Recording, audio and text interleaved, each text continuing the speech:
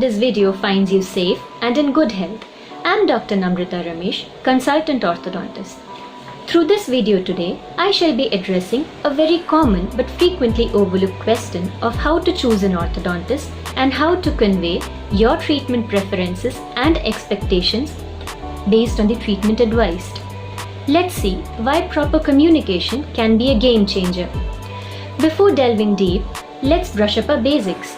An orthodontist is a specialist dentist who receives an additional training of 3 years after a 5-year bachelor's course in dentistry, and this individual primarily focuses on correction of jaw deformities utilizing the available growth potential and correction of irregularly placed teeth with treating a number of other complex problems. When you decide to have a consultation with an orthodontist, make sure you inquire from your family dentist, friends, neighbors or relatives and make a personal visit to their clinic. During testing times like in this pandemic, many would prefer a video consultation but would definitely advise you to meet them once the situation gets better.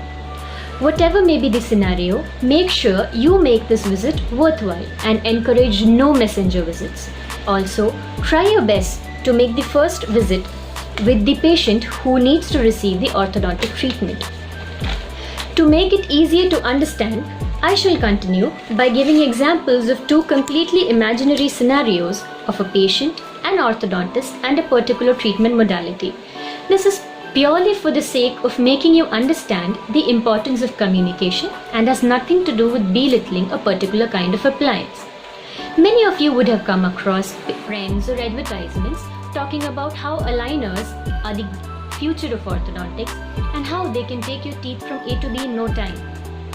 Once a super motivated individual reached out to an orthodontist in the neighborhood with a burning desire to have those aligners because after all they look so promising on the website. In the first scenario, the patient walks up to the clinic reception, asks for the aligners, is thereby referred to an orthodontist inside. The patient's teeth are examined, but midway the patient interrupts the orthodontist and says, "Doc, I need aligners, when can you give me those?" The orthodontist realizes that the patient is quite adamant, and so he softly explains why aligners would not be the best option for him. But the patient pays no heed. He insists and the doctor reluctantly refuses. This goes on for some time until the patient is exhausted. He finally takes the doctor's leave and on the way back home shoots the dentist almost 100 times in his head. Why? Because he said no for aligners.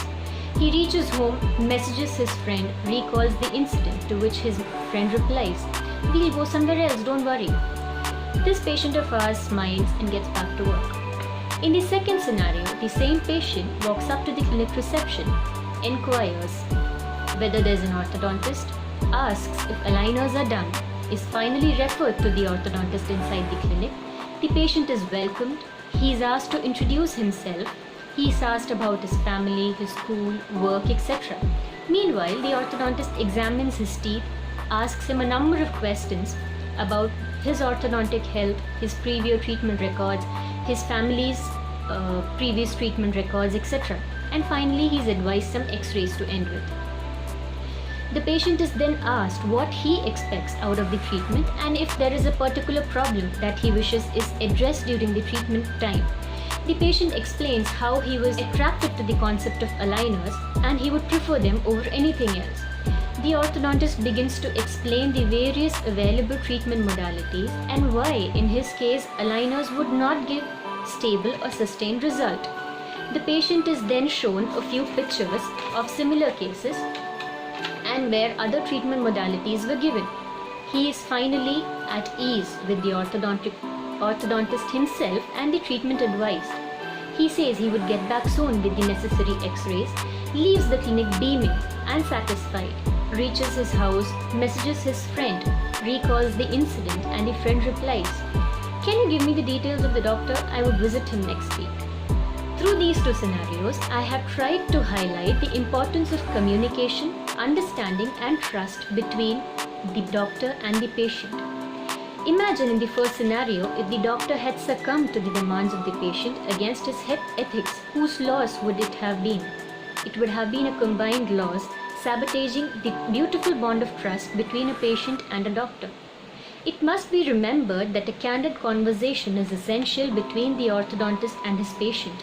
When in doubt, ask, but make sure you do not clear doubts based on opinions of friends, relatives, or the internet, because they may be biased and they would do you more harm than do you any good.